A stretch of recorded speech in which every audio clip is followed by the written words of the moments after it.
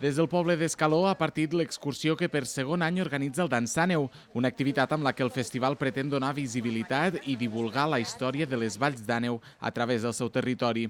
En aquest cas, caminadors més joves i no tan joves han tingut l'ocasió de descobrir tot el que se sap a dia d'avui del monestir de Sant Pere del Burgal.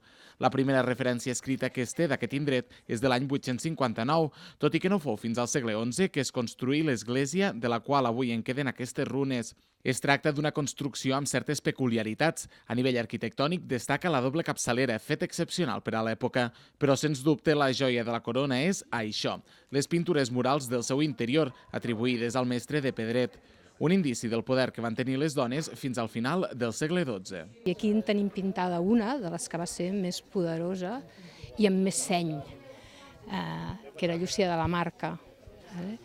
A Occitània, en aquell moment, ella venia d'Occitània, era el moment de les corts d'amor, de les trobadores i d'aquesta política no violenta que reflectien aquestes senyores feudals. I ella i unes quantes més aquí també ho van aplicar. I és així com neix el projecte Joc de Dames, que recull 5 conjunts arquitectònics arreu dels Pirineus on aquestes zones van deixar-hi empremta. Entre ells, i a part del monestir de Sant Pere del Burgal, Joc de Dames també transcorre per Santa Maria de Gerri de la Sal, Santa Maria d'Àneu, la Catedral de la Seu d'Urgell i la Canònica i Castell de Mur, al Pallars Sobirà. Veus que diu l'element de mística així? Hi havia Déu amb majestat.